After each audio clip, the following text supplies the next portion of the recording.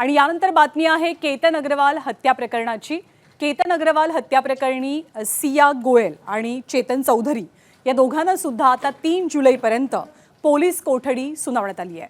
खरं तर या प्रकरणाच्या मुळापर्यंत जाण्यासाठी पोलिसांकडून आरोपी सिया आणि चेतन यांची कसून चौकशी सुरू आहे। या दोघांना सुद्धा आज पोलीस कोठडी संपल्यानंतर न्यायालयात हजर केलं गेलं। 3 जुलैपर्यंत पोलीस कोठडी वाढवण्यात आली आहे। दरम्यान कोर्टात झालेल्या युक्तिवादादरम्यान चेतनच्या वकिलांनी ही अटक बेकायदेशीर असल्याचं म्हटलंय। मोबाईल सियाकडे होता, मग यासाठी चेतनच्या कस्टडीचा काय संबंध असा सवाल त्यांनी विचारला। दरम्यान दोघांना लोहगडावरती नेऊन नाट्य रूपांतर करणार असल्याचा दावा सरकारी वकिलांकडून करण्यात आलाय। आज पोलिसांनी दोन्ही आरोपींना न्यायालयासमोर हजर केलं होतं। न्यायालयासमोर हजर केल्यानंतर त्यांच्या रिमांड रिपोर्टमध्ये पोलिसांनी जी पोलीस कस्टडीची कारणं दाखवलेली होती त्या कारणांवरती आज युक्तिवाद झाला। दोन्ही बाजूंची बाजू ऐकून घेतल्यानंतर न्यायालयाने त्यांना 5 दिवसाची पोलीस कोठडी देण्याचा निर्णय घेतलेला आहे आणि त्यांची पोलीस कोठडी 3 जुलैपर्यंत वाढवलेली आहे। आज आम्ही मीडिया ट्रायलवरती निर्बंध करावा यासाठीची विनंती कोर्टाकडे केलेली आहे।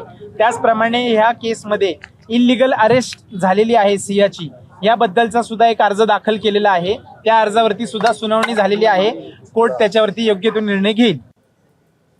आणि या प्रकरणाच्या सुनावणी दरम्यान आज कोर्टात नेमकं काय काय झालं ते सुद्धा पाहूया।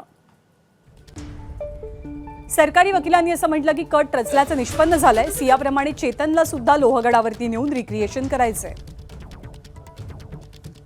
केतनचा मोबाईल काही वेळानं मिळाला, त्यातली माहिती रिकव्हर करायची आहे। तर आरोपीच्या वकिलांनी असं म्हटलं की ही अटक बेकायदेशीर आहे, आमचा अर्ज दाखल करून घ्यावा।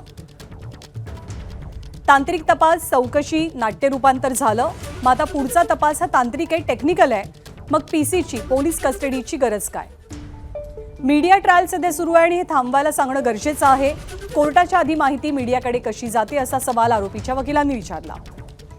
मग चेतनचे वकील म्हणाले की मोबाईल सियाकडे होता, मग यासाठी चेतनच्या कोठडीचा काय संबंध? आम्ही गाडी स्वतः आणून दिली।